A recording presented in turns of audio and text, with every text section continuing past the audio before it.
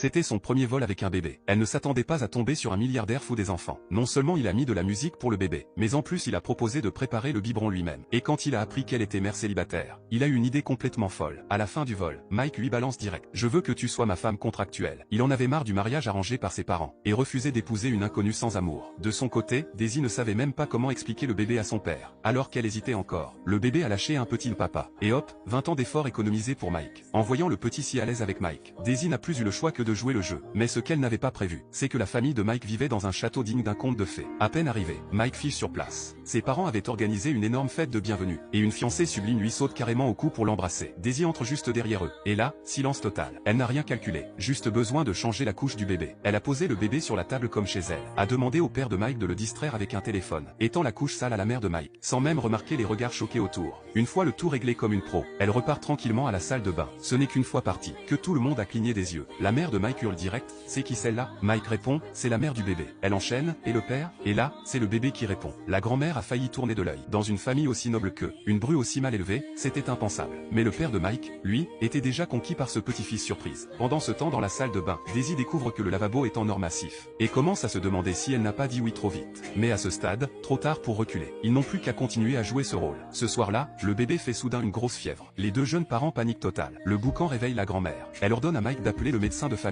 Elle enlève les couches de vêtements du bébé, et commence à le rafraîchir avec de l'eau tiède. Daisy pense d'abord à une méthode de grand-mère bizarre, mais ça marche vraiment. Mike lui souffle alors que même si mamie semble sévère, elle est douce comme un agneau. Et très vite, les grands-parents adoptent totalement le bébé, sauf la mère de Mike, toujours glaciale, jusqu'à ce que quelqu'un remarque qu'ils ne connaissent même pas le prénom du petit. Le lendemain matin, Daisy se réveille en sursaut, le bébé a disparu. Elle réveille Mike à coups de pied, en criant: Céline a disparu. Mike est paumé: Céline, c'est qui ça? C'était le prénom du bébé. Daisy dévale les escaliers pour chercher, mais quand la famille entend ce prénom, tout le monde fixe Daisy. Le grand-père de Mike s'appelait aussi Céline. La famille pense que Mike l'a fait exprès pour lui rendre hommage, et ce malentendu adorable fait que tout le monde adore encore plus le bébé. Mais ce que personne n'avait prévu, c'est que Mike se ferait kidnapper en allant au boulot, par son futur beau-père qu'il n'a jamais rencontré. Le vieux le trempe dans l'eau glacée, et lui coule les pieds dans du ciment, avec l'intention de le jeter à la rivière. Il dit qu'il ne veut plus jamais revoir sa fille rebelle, mais exige que Mike lui amène son petit-fils. Mike n'a même pas eu le temps de répondre, qu'il était déjà poussé dans l'eau.